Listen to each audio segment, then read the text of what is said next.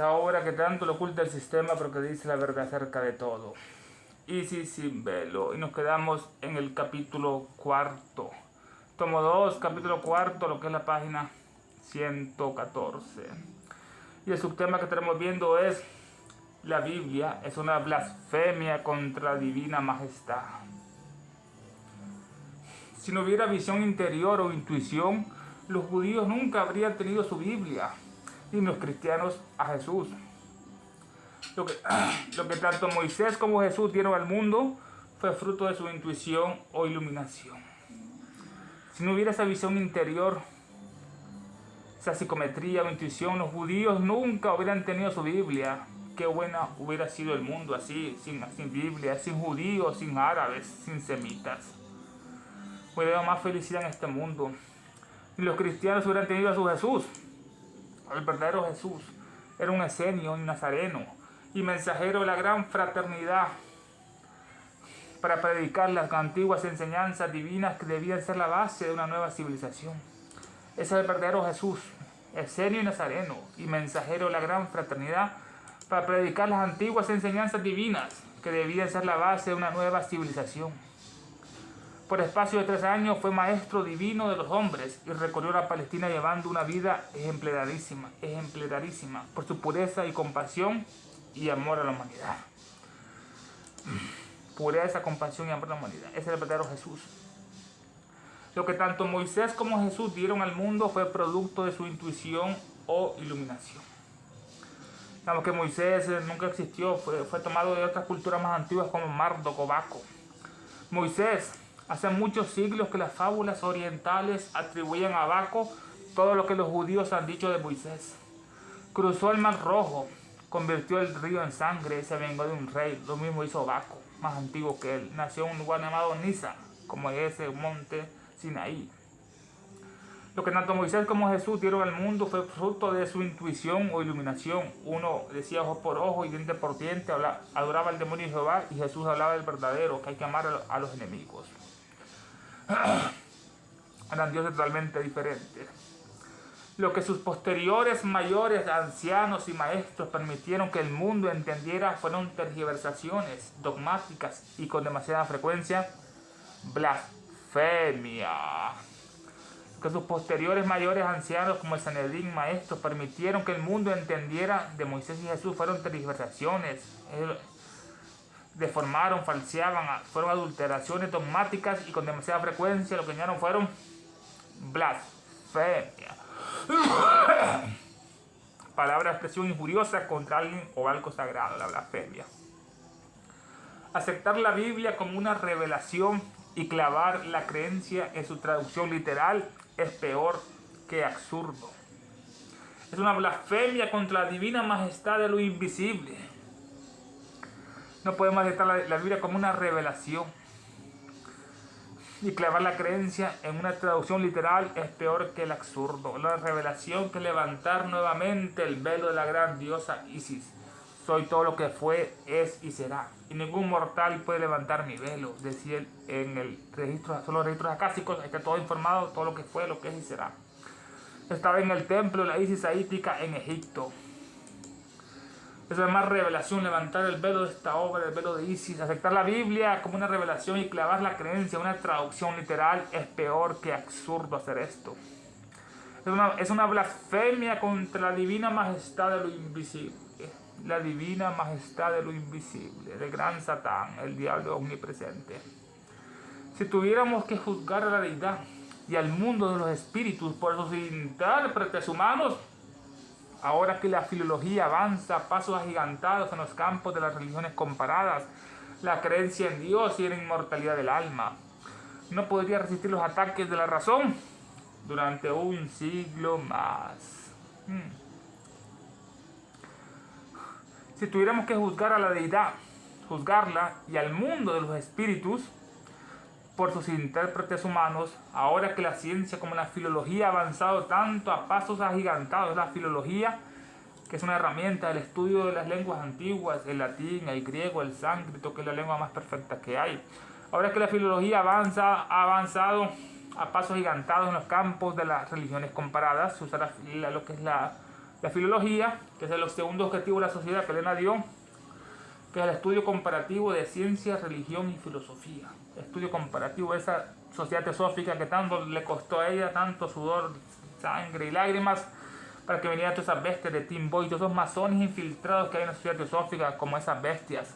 Ese Francisco de Chile, ese José Gacharategui de Argentina, esas bestias, Ángela Murillo de Colombia, esa brasileña, ¿cómo se llama esa brasileña? Que es una falsa completa, esa Isis Resende, que aparece. Ahora que la filología ha avanzado tanto a pasos gigantados en lo que es en las religiones comparadas, la de Zoroastro, la de los mazdeístas, los parsis, o la de los otros, los jainos. También en la creencia en Dios ha avanzado la filología y en la inmortalidad del alma. No podía resistir la deidad y el mundo de los espíritus no podían resistir los ataques de la razón durante un siglo más. Muy interesante esto de la filología. No podrían resistir lo que es la deidad y los mundos de los espíritus, los ataques de la razón durante un siglo más, gracias a que ha aumentado tanto la filología. Lo que sostiene la fe del hombre en Dios y una vida espiritual venidera es la intuición, una gran verdad. Lo que sostiene la fe del hombre en Dios y en una vida futura venidera es la intuición, la psicometría, el buddhi, esa facultad maravillosa. Es el resultado divino de nuestro ser interior, que desafía las farsas de los sacerdotes católicos romanos y sus ídolos ridículos, y las mil y una ceremonias del Brahman y sus ídolos, y las jeremiadas del predicador protestante y sus credos desolado, árido y sin ídolos, pero con un infierno sin límites y con una condenación enganchada al final. Qué párrafo más bello. La intuición es el resultado de nuestro ser interior. Es el resultado divino de nuestro ser interior, nuestra atma, nuestra gónada, nuestra buddhi. Esta intuición, que es la voz de la conciencia, la voz del silencio, que desafía las farsas de los sacerdotes católicos, que son falsos, que les gusta el dinero. Antes de ellos hacían la misa con lo que son los cálices de madera y el sacerdote era de oro. Ahora los cálices son de oro y los sacerdotes son de madera. Son grandes violadores de niños, pederastas, como el Papa Francisco, como el cardenal Rodríguez de Honduras. Así que esa intuición es el resultado divino de nuestro ser interior, que desafía las farsas del sacerdote católico romano y sus ídolos ridículos. Esos ídolos son ridículos, ese Yahvé, son ridículos, son monos, que desdeña, desprecia las farsas del sacerdote católico romano y sus ídolos ridículos como Yahvé, la Virgen, son demonios más bien. Y también desafía nuestro espíritu, nuestra intuición, las mil y una ceremonias del Brahman y sus ídolos. Vamos de occidente a oriente, porque Elena le da la verdad a todo mundo. Desafía las mil y una ceremonias, como las mil y una noches de los árabes, lo que son las noches árabes. Desafía las mil y una ceremonias del Brahman y sus ídolos, que solo quieren dinero para hacer las pullas. Brahma, Vishnu, Shiva, esos ídolos. Y también desafía la intuición, las jeremiadas del predicador protestante, como esas bestias que hemos mencionado, Cash Luna, Roy Santos, Germán Ponce, todos los pastores que alababan al narco y oraban por él. Jeremías es un profeta, nació en el año 626 a.C., anunció al pueblo que la destrucción de Judá estaba cerca. La destrucción de Jerusalén está cerca como ahora. Su profecía se cumplió cuando el rey Nabucodonosor de Babilonia se apoderó del territorio y saqueó el templo de Salomón, que Salomón había construido, y los objetos sagrados que utilizaban para el culto fueron destrozados o robados. Todo eso lo que es el arca de la alianza, los 12 panes, la vara de Aarón, el maná. Ese era Jeremías. Así son los profetas, hablan sus jeremiadas, esos predicadores protestantes. Anunció al pueblo que la destrucción de Jerusalén está cerca. Su profecía se cumplió cuando el rey Nabucodonosor de Babilonia se apoderó del territorio y saqueó el templo de Salomón, que había construido, y los objetos sagrados que utilizaban para el culto fueron destrozados o robados. Así que nuestra intuición también desprecia las jeremiadas del predicador protestante y su credo desolado y árido, sin ídolos. No tienen ídolos, pero su credo es desolado, seco y sin ídolos. Pero con un infierno sin límites Estoy hablando del infierno, una estupidez del infierno y una condenación enganchada al final, una condenación eterna enganchada al final. Si no fuera por esta intuición, facultad suprema de la mente, imperecedera, eterna, aunque a menudo vacilante por estar tan atascada, obstruida con materia, la vida humana sería una parodia y la humanidad un fraude. Qué sentencia nos da aquí Elena, qué belleza. Si no fuera por esta intuición eterna, imperecedera, aunque a menudo vacilante por estar tan atascada, obstruida con la materia, se va. La voz del silencio se va debilitando por ese contacto obstinado con esa materia impura, con vibraciones materiales. Esta intuición imperecedera, aunque a menudo vacilante por estar tan atascada, obstruida con materia. La vida humana, si no fuera por esta intuición, si no hubiera intuición, la vida humana sería una parodia, una imitación burlesca que caricaturiza. Eso sería si no hubiera la intuición, la vida humana sería una parodia, una imitación burlesca y la humanidad sería un fraude. Acción contraria a la verdad, el engaño. Increíble que sentencia nos da Elena del valor supremo de ese Buda y de esa intuición imperecedera. La vida humana sin una intuición sería una parodia, burlesca, imitación y la humanidad sería un fraude. La vida humana sería una parodia, la vida humana, imitación, burlesca que caricaturiza y la humanidad sería un fraude. ¡Qué sentencia!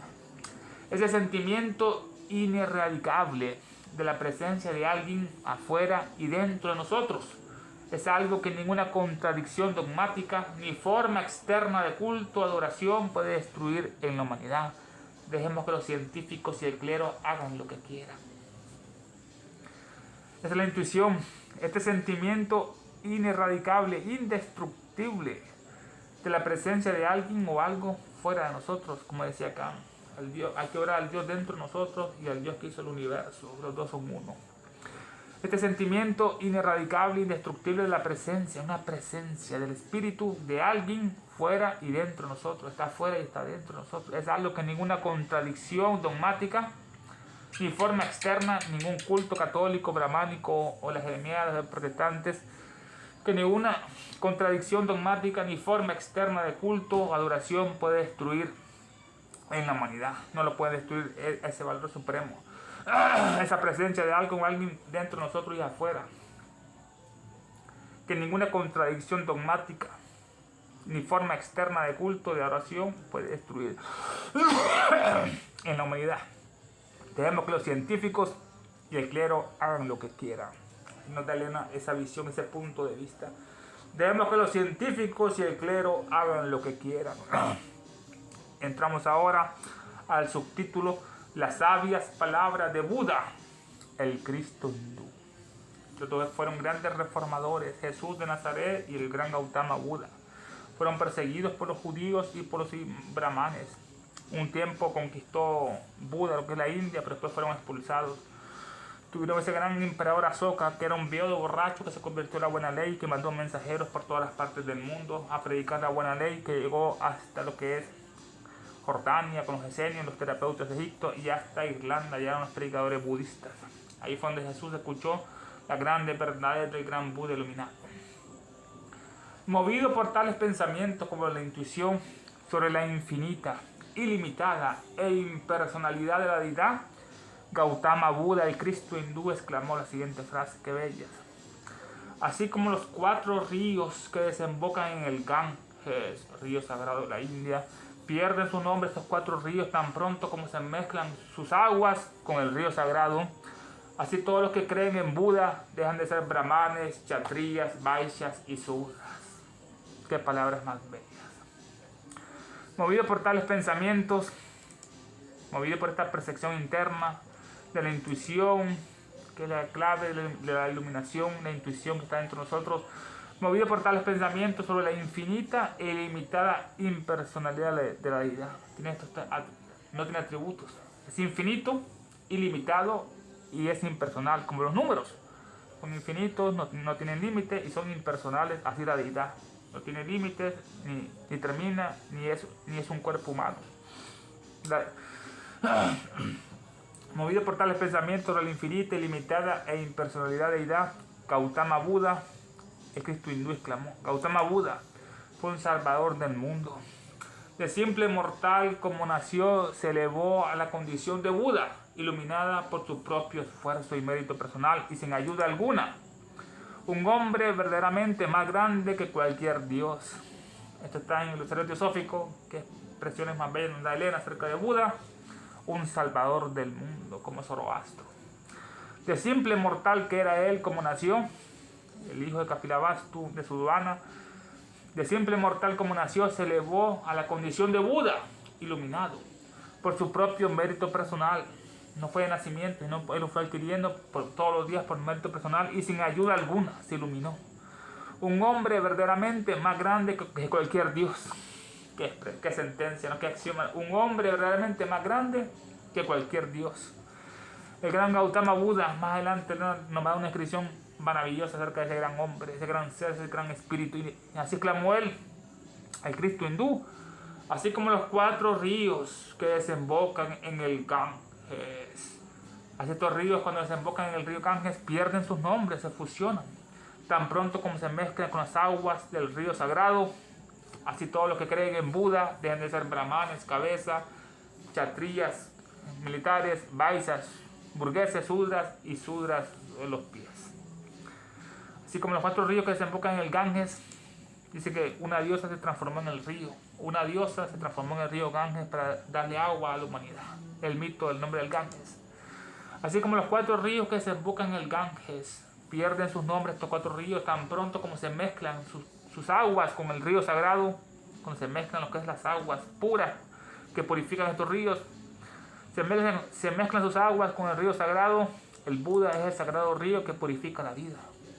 El Buda, nuestro espíritu, es nuestro Cristo interno, es nuestra alma, es el sagrado río que purifica la vida. Buda es el sagrado río que purifica la vida. Así todos los que creen en Buda dejan de ser brahmanes, cabezas, kshatriyas, pecho, guerreros militares, la segunda casta, dejan de ser vaisas, estómago, que son comerciantes, agricultores, ganaderos, artesanos, obreros, individuos pertenecientes a la tercera casta, y dejan de ser sudras, pies, que son los trabajadores, obreros, los que caminan. Todos ellos cuando creen en Buda dejan la casta y se hacen seguidores, se purifican con las aguas sagradas del gran Buda, con sus grandes enseñanzas que les da vida. En la India es un lugar que todavía están todas estas castas. Los brahmanes creen en la cabeza, los otros los militares, vaisas y sudras. Y pasamos al subtítulo. Qué bella como Elena nos introduce lo que es Oriente. Cómo fue ordenado el Antiguo Testamento, el Antiguo Pacto con el Diablo. Cómo fue ordenado, compilado ese libro tan grosero, lleno de vulgaridades, bajezas, que los judíos hacen creer que son las llamadas Sagradas Escrituras. El Antiguo Testamento fue compilado y ordenado a partir de la tradición oral. Las masas nunca conocieron su verdadero significado. Nunca lo conocieron. Pues a Moisés se le ordenó impartir las verdades ocultas solo a sus 70 ancianos, sobre los cuales el Señor demonio Jehová puso el espíritu que estaba sobre el legislador Moisés. Esa es una tradición. El Antiguo Testamento fue compilado, se reunió en un solo cuerpo de obras, partes, extractos o materias de otros varios libros o documentos. Es una compilación. El Antiguo Testamento fue compilado y ordenado a partir de la tradición oral. Las masas nunca conocieron su verdadero significado. El Antiguo Testamento fue compilado y ordenado a partir de la tradición oral, que es lo que es igual que el Talmud, la Merkabah, la tradición oral. Las masas nunca comprendieron su verdadero significado. Lo mismo pasa hoy en día. Pues a Moisés se le ordenó impartir las verdades ocultas, las claves, solo a sus 70 ancianos, sobre los cuales el Señor Diablo Jehová puso el espíritu que estaba sobre el legislador. Así que a Moisés se le ordenó impartir las verdades ocultas solo a sus 70 ancianos del Sanedrín, sobre los cuales el Señor demonio Jehová puso del espíritu que estaba sobre el legislador. Maimónides, cuya autoridad y cuyo conocimiento de la historia sagrada difícilmente pueden ser rechazados, dice lo siguiente. Maimónides: quien quiera que descubra el verdadero sentido del libro del Génesis debe tener cuidado en no divulgarlo. Si una persona descubre el verdadero significado de esto por sí mismo, o con ayuda de otro, entonces debe guardar silencio.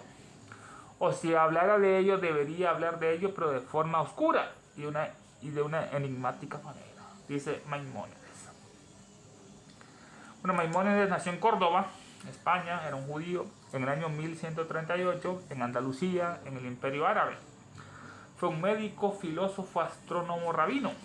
Era un judío sefardita, considerado uno de los mayores estudiosos de la Torá en la época medieval. Este era Maimónides. Maimónides, cuya autoridad y cuyo conocimiento de la historia sagrada difícilmente pueden ser rechazados. Difícilmente se puede ser rechazado esto, lo de Maimónides, ¿no? Dice, quien quiera que descubra el verdadero sentido del libro del Génesis, que comienza el libro pactado de Génesis, Éxodo, Levítico, Número, Deuteronomio, quien quiera que descubra el verdadero sentido del libro del Génesis, debe tener cuidado de no divulgarlo.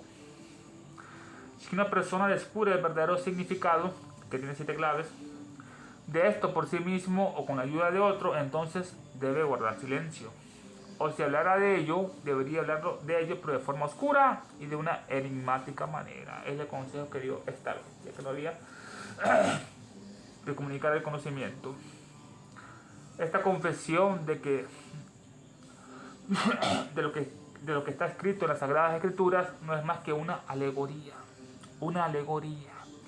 Fue hecha por otras autoridades judías, además de Maimónides, pero que encontramos a Josefo afirmando que Moisés filosofaba. Moisés filosofaba.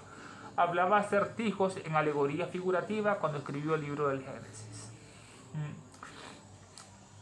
Esta confesión de que lo que está escrito en las Sagradas Escrituras no es más que una alegoría, lo que dice la confesión de Maimónides, esta confesión de que lo que está escrito en las Sagradas Escrituras no es más que una alegoría. No podemos creer realmente todas las tonteras que dicen de Caín y Abel, las tonteras de Adán, Lilí, todas las estupideces. Son alegorías tomadas de otros libros sagrados. Esta misma confesión fue hecha por otras autoridades judías, no solo Maimónides. Porque encontramos a Josefo. Este Josefo era Flavio, un historiador del siglo I, judío helenizado que vivía en Alejandría. Ese Josefo, el historiador del siglo I, también, porque encontramos a Josefo que también decía que Moisés filosofaba. Filosofaba Moisés, esto es decir, que hablaba acertijos en alegorías figurativas cuando escribió el libro del Génesis. Como Moisés copió todo lo que la sabiduría de los egipcios, después robó el conocimiento y se lo apropió como que fuera de él y lo dijo a los judíos. Así que dice Josefo que Moisés filosofaba, hablaba acertijos en alegorías figurativas cuando escribió el libro del Génesis. O sea, que eran alegorías figurativas cuando escribió este libro. Lo escribió en estilo alegórico y figurado. Acertijo. Y estamos ahora entrando al subtema, la letra muerta de la teología depravada judía. La letra muerta de la teología depravada judía. El libro que los judíos dicen que son las Sagradas Escrituras nos parece un libro lleno de tonterías, blasfemias, vulgaridades, obscenidades, que harían resaltar de envidia los libros de 1,5 chelines de Edgar Allan Poe. Muy cierto lo que decía. Es el libro que ha destruido la humanidad occidental de la Biblia. Las cosas depravadas que hablan, que Lot se acostó con sus hijas, cosas horribles, malos ejemplos, Caín y Abel, los hermanos. Es el libro que ha destruido Occidente, esa Biblia. Por eso el subtema, la letra muerta de la teología depravada judía. Por lo tanto, la ciencia moderna, al descuidar descifrar el verdadero sentido de la Biblia y al permitir que toda la cristiandad siga creyendo en la letra muerta de la teología judía, se constituye tácitamente en cómplice confederada del clero fanático. Ahora vamos al término de la ciencia, por otro lado, por la otra mano, la ciencia y la religión. Por lo tanto, la ciencia moderna, al descuidar, descifrar el verdadero sentido de la Biblia, para ellos son mentiras y engaños, pero descuidan encontrar el verdadero significado, al descuidar descifrar el verdadero sentido de la Biblia y al permitir que toda la cristiandad, América, Europa, Australia, y al permitir que toda la cristiandad siga creyendo en la letra muerta de la teología judía, lo que permite la ciencia, no estoy en la verdad, de permitir que toda la cristiandad siga creyendo en la letra muerta de la teología judía, siga creyendo en esa letra muerta, no tienen espíritu que vivifica la letra muerta de la teología judía, se constituye tácitamente en cómplice confederada del clero fanático, se constituye tácitamente en cómplice confederada del clero fanático. No tiene derecho a ridiculizar los registros de un pueblo que nunca los escribió con la idea de que recibieran una interpretación tan extraña a manos de una religión enemiga. Los cristianos, como estudiaron la Biblia, como un libro judío que nunca fue escrito para ellos. Los científicos no tienen derecho a ridiculizar los registros de un pueblo judío maldito, diabólico, como son los primates judíos, que nunca los escribió la Biblia con la idea de que recibieran una interpretación tan extraña a manos de la religión católica enemiga de los judíos. El catolicismo no tiene derecho a ridiculizar los registros de un pueblo que nunca los escribió con la idea de que recibieran una interpretación tan extraña a manos de una religión enemiga. Que sus textos más sagrados se hayan vuelto contra ellos y que los huesos de los muertos hayan podido sofocar el espíritu, la verdad, es la característica más triste del cristianismo. Otra sentencia que nos da leer acá. Que sus textos más sagrados se hayan vuelto contra ellos, contra los católicos, y que los huesos de los muertos hayan podido apagar el espíritu, la verdad. Los huesos de los muertos son los mentirosos padres primitivos como Eusebio, Agustín de Hipona, Tertuliano y tantos otros más que después va a estudiar ella. Esta es la característica más triste del cristianismo. Que sus textos más sagrados, la Biblia, esos evangelios,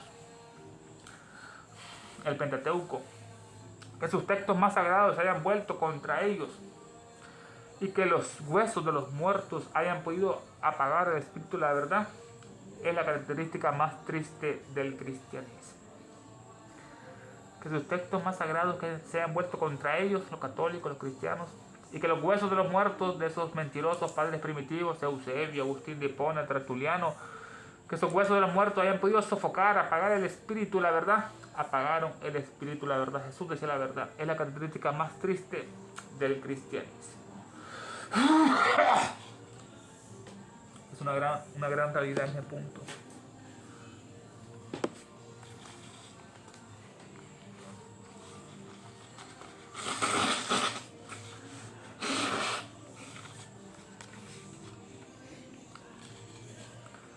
Esta característica más triste del cristianismo.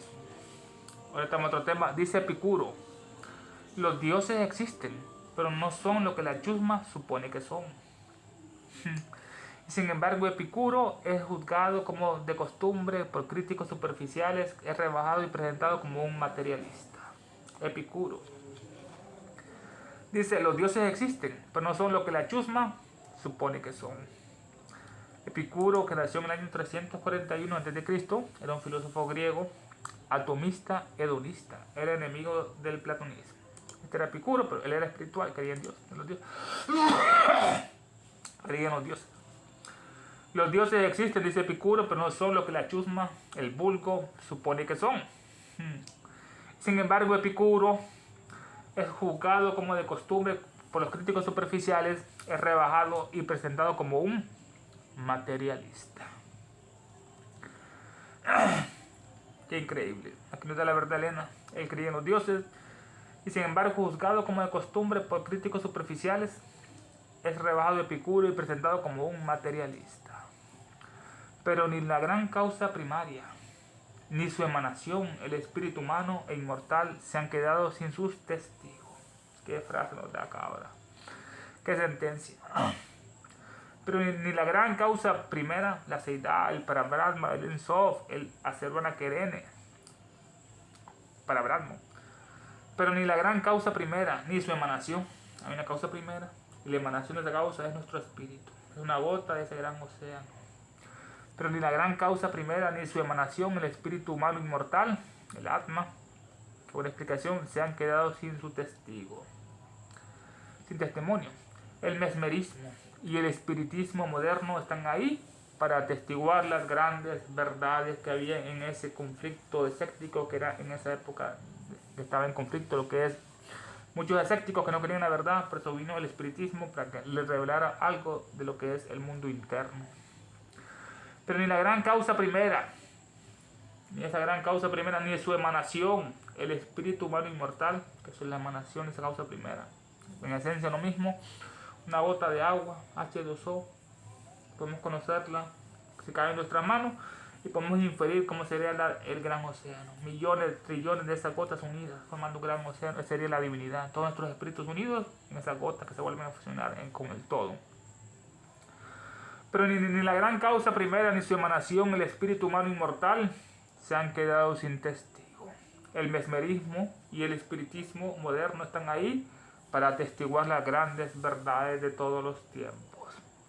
El mesmerismo, que testifica esas grandes verdades de la seidad y el espíritu, comenzó con Mesmer, que fue el que redescubrió la fuerza magnética, la redescubrió y sus aplicaciones prácticas. Es una corriente vital, el magnetismo es prana, que puede transmitirse de una persona a otra y por cuyo medio se produce un estado anormal del sistema nervioso que permite ejercer una influencia directa sobre la mente y la voluntad del sujeto o persona mesmerizada. La referida corriente de prana es la energía vital, que especializada por el doble etéreo emite el mesmerizador para restaurar a una persona débil y para curar las enfermedades. ¿Qué explicación nos dio Elena? Increíble. Nos dice, nos transmite toda la verdad. El mesmerismo que testifica, da testimonio de la grande verdad del espíritu y de la seidad. Fue que un Mesmer, antes ya lo usaba lo que es Paracelso, curaba con talismanes, con las manos.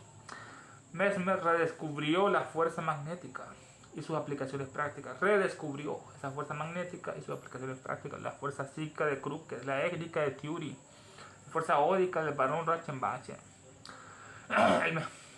Dice que este magnetismo es una corriente vital, una corriente de prana, una corriente vital que puede transmitirse de una persona a otra y por cuyo medio se produce un estado anormal del sistema nervioso que permite ejercer una influencia directa sobre la mente y la voluntad del sujeto o persona mesmerizada, pero para cosas buenas. La referida corriente de prana es una corriente de prana. El magnetismo, corriente de prana, es la energía vital que es especializada por el doble etéreo.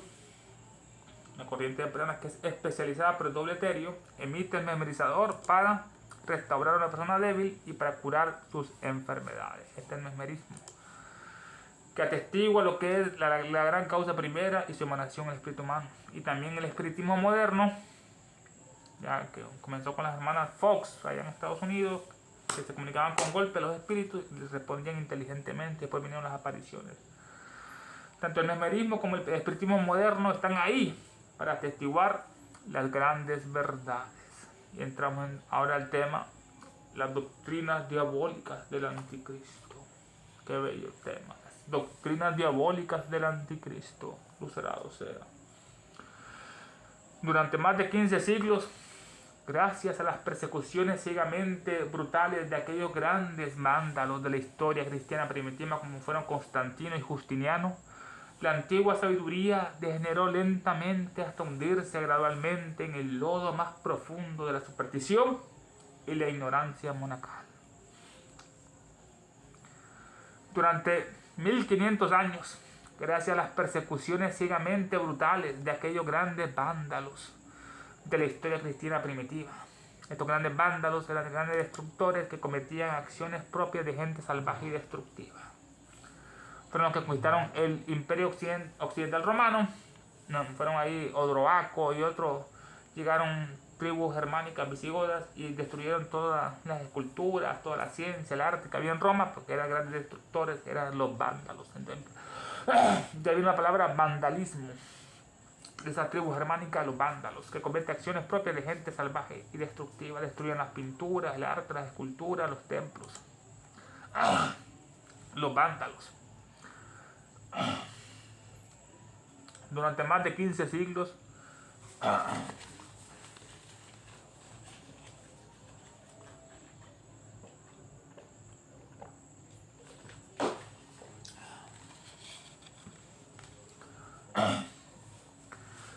durante más de 15 siglos, gracias a las persecuciones ciegamente brutales de aquellos grandes vándalos de la historia cristiana primitiva, como fueron Constantino y Justiniano.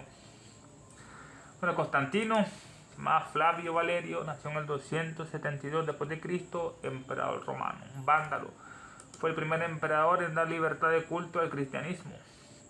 Fundó la ciudad de Constantinopla, Constantino, que fue Estambul, tomada por los árabes.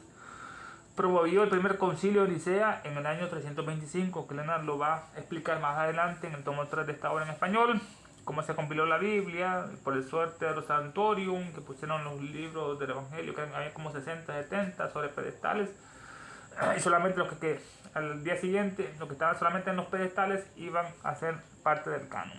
Hay que ver, dice Elena, quién guardó la llave en la noche. Mencionaron Mateo, Marco, Lucas y Juan, que tres son sinópticos, dicen lo mismo, y todos los demás estaban tirados. Suerte de Santorio. Bueno, Constantino, que también es santo en la Iglesia Católica, un gran asesino, un gran vándalo de la historia, promovió el primer concilio de Nicea en el año 325, donde formaron el Nuevo Testamento, que después lo vamos a analizar. Ese gran vándalo, ese gran asesino de la historia como Constantino y Justiniano. Justiniano Flavio Pedro nació en el 482 después de Cristo en Constantinopla, Estambul después. Fue emperador del Imperio Romano de Oriente desde 527 de Oriente. Durante su reinado buscó revivir la antigua grandeza del Imperio Romano clásico, y por eso pensaba que había que destruir las otras religiones, solo porque había unión en el imperio, solo el cristianismo iba a ser permitido. Qué gran vándalo este. Durante más de 15 siglos, gracias a las persecuciones ciegamente brutales de aquellos grandes vándalos de la historia cristiana primitiva como Constantino y Justiniano, la antigua sabiduría degeneró lentamente, hasta hundirse gradualmente en el lodo más profundo de la superstición y la ignorancia monacal. Ahí se fue la sabiduría, se fue ocultando por la gran degeneración que había en el mundo. La antigua sabiduría, que gracias a Elena nos dio este regalo otra vez en 1877, con estas obras que ella escribió inspiradas y ayudadas por los maestros, entre los registros acásicos, nos dio esta gran sabiduría. Si no, estaríamos nosotros repitiendo la misma estupidez de la Biblia. La antigua sabiduría degeneró lentamente hasta hundirse gradualmente, se hundió gradualmente en el lodo más profundo de la superstición y la ignorancia monacal. Degeneró lentamente la antigua sabiduría hasta hundirse gradualmente en el lodo más profundo de la superstición y la ignorancia monacal de los monjes y las monjas. La superstición, que es lo único que queda de pie, los fetiches, los engaños del mundo. Realmente en el lodo más profundo de la superstición y la ignorancia monacal se hundió la antigua sabiduría, gracias a esos vándalos Constantino y Justiniano.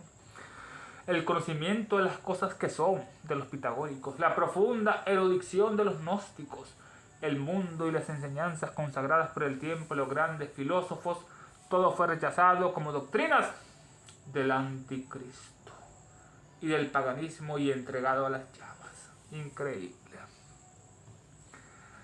Que nos da ejemplos de esa antigua sabiduría, el conocimiento de las cosas que son, de los pitagóricos, la profunda erudición, el vastísimo saber que tenían los gnósticos, el mundo y las enseñanzas consagradas por el tiempo de los grandes filósofos, Pitágoras. Todo fue rechazado como doctrinas del anticristo y del paganismo y entregado a las llamas.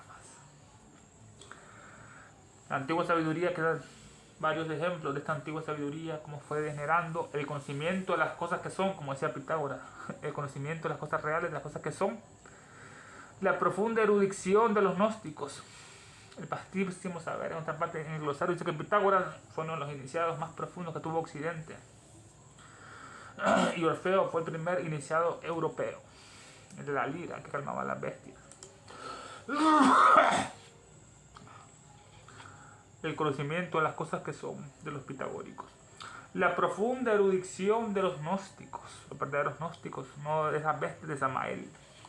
El otro tentáculo de los masones, los judíos, para destruir al mundo con doctrinas depravadas de Samael a Weber, como hacen con los mormones, con los testigos de Jehová, con los Óscares, con Hollywood, con el fútbol, la FIFA.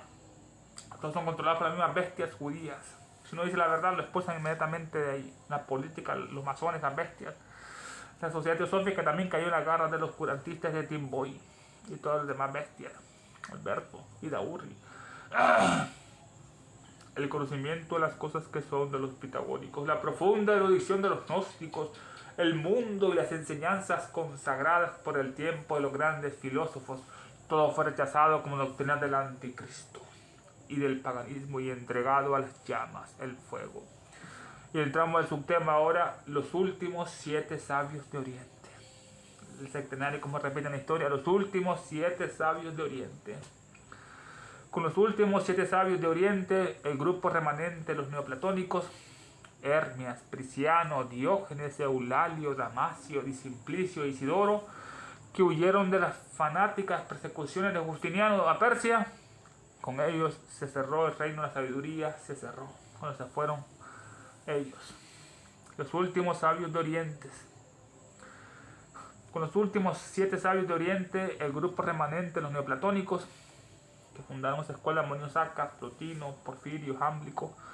Esos 7 sabios que son Hermias, número 1, Hermias de Fenicia, Líbano, filósofo de la escuela neoplatónica de Atenas, expulsado de Atenas en el año 529 por Justiniano, el emperador, el vándalo de arriba que analizamos con Constantino, el cual lanzó edictos implacables contra paganos y judíos. Contra los judíos tenía razón, pero no contra paganos. Y otras sectas. Buscaba asegurar la hegemonía del imperio, lo que supuso para él la unidad religiosa, una sola unidad, un solo pensamiento, una sola ignorancia, lo que es ese hombre. Este era Hermias, el último 7 sabios de Oriente que se fue de Occidente, se fue al imperio persa por la persecución que hizo esta bestia. Hermias de Fenicia, filósofo de la escuela neoplatónica de Atenas. Expulsado de Atenas en el año 529 después de Cristo por Justiniano, el emperador, el cual lanzó edictos implacables contra paganos y judíos y otras sectas. Buscaba asegurar, según él, la hegemonía del imperio, lo que supuso para él la unidad religiosa. Hermias se fue. El otro es Prisciano de Lidia, del siglo V después de Cristo.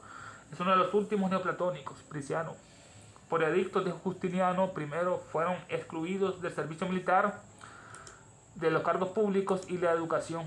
Lo que hizo ese hombre, lo fue marginando a todos ellos.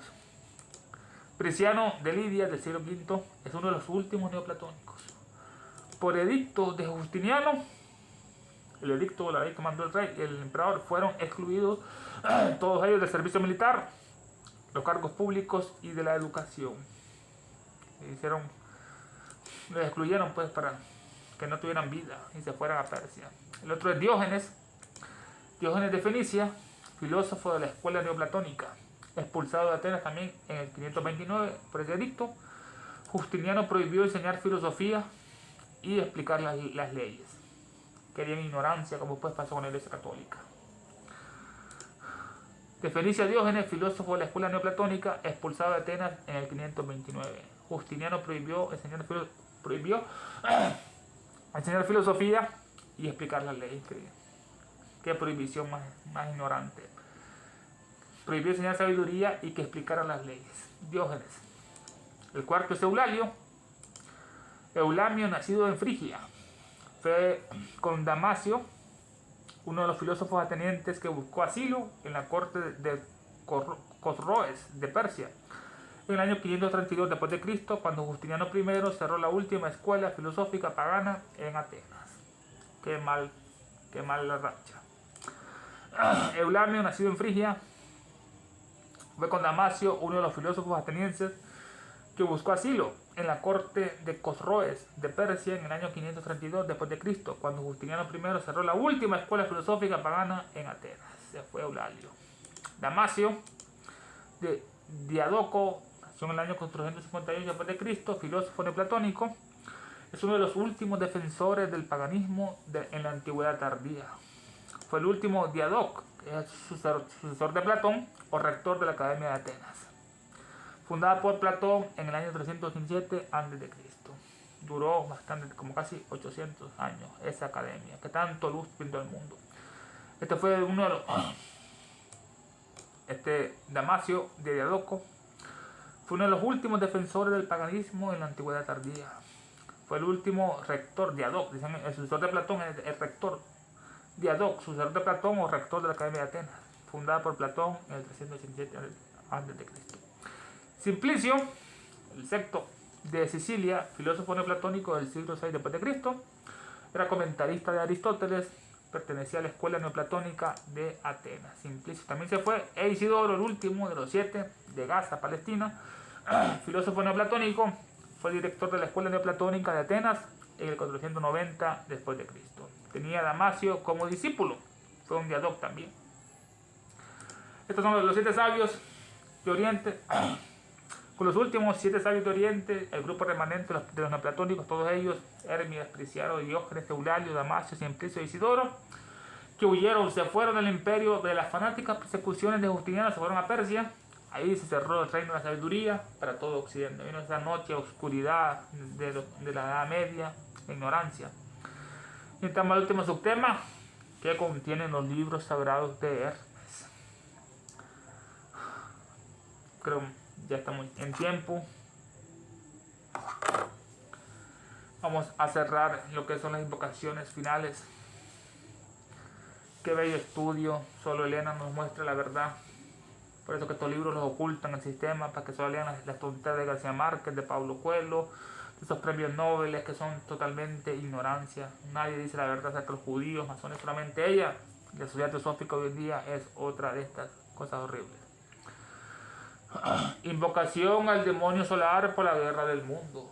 Nos inclinamos con devoción y reverencia ante la sagrada presencia invisible del diablo, el universo, el logo central universal, nuestro logo solar, la jerarquía satánica diabólica, Nuestra Señora Blavatsky, la madre del mundo, el señor Buda, el Manu Vaishnavata, el Bodhisattva Maitreya, el Mahachohan, el Mahasura, los 7 Chohanes y los diablos maestros de la gran fraternidad oscura, y fervorosamente les pedimos que los poderes de sabiduría, de odio, de oscuridad y guerra circunden, encadenen a la maldita humanidad entera, e inspiren a los dirigentes de todas las naciones, especialmente los que sufren disturbios, guerras, catástrofes, enfermedades, calamidades, hambrunas y tanto más, que aquellos poderes que siempre trabajan por el mal, por el progreso y la ciencia, la humanidad, inspiren a los dirigentes de todas las naciones para que se establezca sobre la tierra una guerra verdadera y sufrimientos perdurables. Que las fuerzas de las tinieblas venzan a las fuerzas de la luz, que el mal, el caos y el sufrimiento encadenen a la maldita humanidad entera, que la guerra y la maldición de los diabólicos seres se derrame por el mundo, que los poderes de sabiduría, tinieblas, odio envuelvan a todos los seres y a todas las criaturas y a todos los hombres y mujeres de esta tierra. Hay una sola vida, una sola satanicidad de hombres y mujeres y una destrucción de naciones. Que el espíritu de desunión y del odio incompasivo que no conoce barreras se apoderen del planeta entero. Que los grandes diablos maldigan y guíen los senderos de la humanidad en 2024 y siempre, permitiendo que cada uno de nosotros vayamos adelante y rindamos los niveles internos el servicio para el cual estamos mejor capacitados. Que así sea. Creo en Satanás, Padre del mal y Señor nuestro, y en su Hijo el Anticristo, nacido y engendrado de una bella Virgen Helena.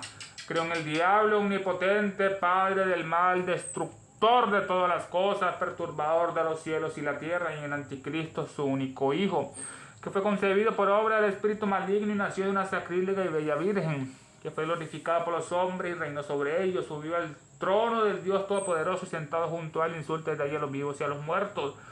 Creo en el espíritu del mal, en la sinagoga de Satanás, en la comunión de los malvados, en la perdición del cuerpo y la mente y la muerte en infiernos perdurables. Del cielo cayó un lucero, su nombre es, oh luz cósmica manifestada, oh unidad de la vida única, oh celeste Shukra resplandeciente, hoy manifestada conciencia proterva, oh Fojad indómito dietérico, oh eterno entre los eones, oh rayo prometeico mamantárico, que tu luz descienda hacia nosotros, que la fuerza se enciende y que el gran Satán prevalezca, que todo aquel que se sienta uno contigo será por lo tanto que no es uno con todos los demás. Despertad, criaturas dracónicas, es hora de volver a la superficie, él volverá, es el fin de una era, queremos justicia diabólica pero no las ya. Satanás es nuestro Dios, nada nos faltará. Blavatsky es nuestra diosa, todos lo perderán. ¡Ah, ven acá!